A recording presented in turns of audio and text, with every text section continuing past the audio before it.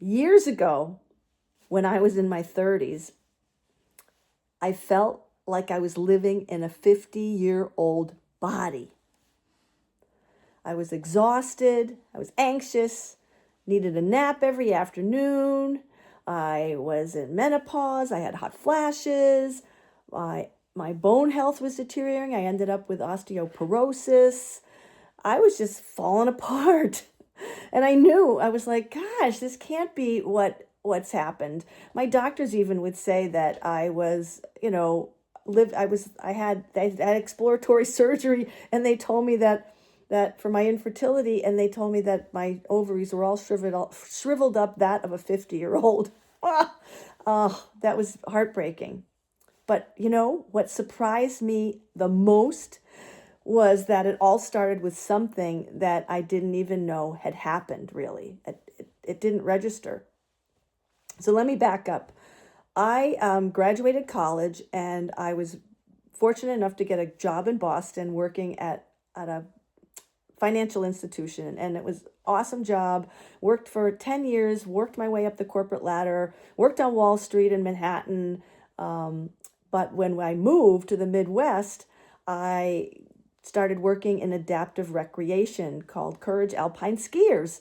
And I fell in love with adaptive rec and found occupational therapy as a new career. I went back to college, got my degree, could use my creativity. It was a dream come true because it allowed me to work flexible hours part-time when I adopted my two children. But during the field work, this is before my kids, I was exposed to tuberculosis. I didn't even realize it at the time. My mom had said, your cough sounds horrible, but I didn't put two and two together. And it wasn't until years later, when I applied for an OT job, that I tested positive for tuberculosis. And I was like, that was it. My mom was right. So the doctors put me on long-term antibiotics. That's when my health actually started to really decline. When that's right around the same time all these health issues popped up. What happened was that the antibiotics disrupted my system because I was taking them consistently.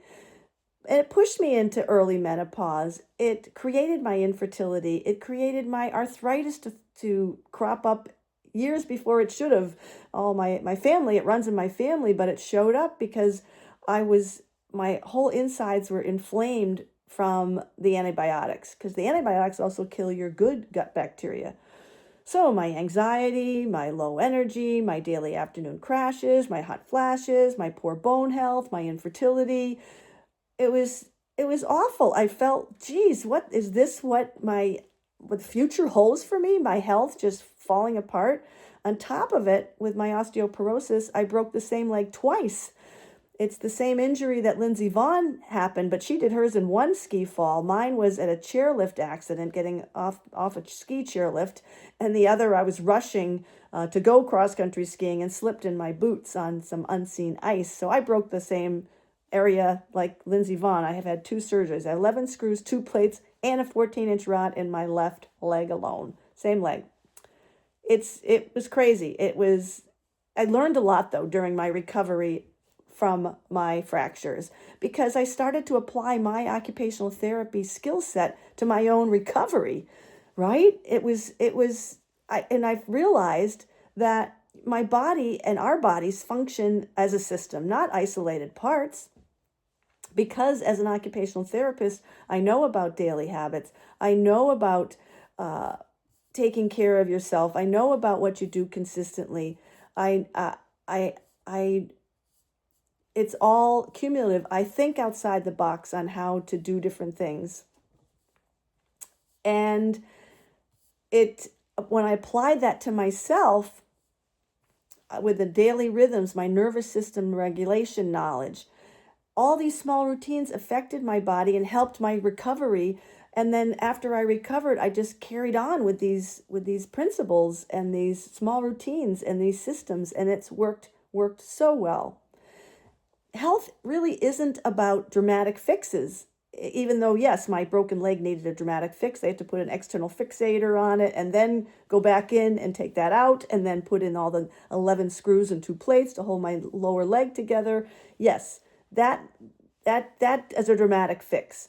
But supporting the body consistently after a trauma like that, gut balance is so important because the bad gut bacteria got killed, got able to grow because the antibiotics killed the bad and the good. So I had no good communicators in my gut because your gut microbiome communicates up and down the vagus nerve, it's a two-way path communication from your brain, and the messages go out to your body. It's your daily rhythm, it's your nervous system support. And if you have a simple system, you can sustain it. It has to be simple so that you can stay consistent with it.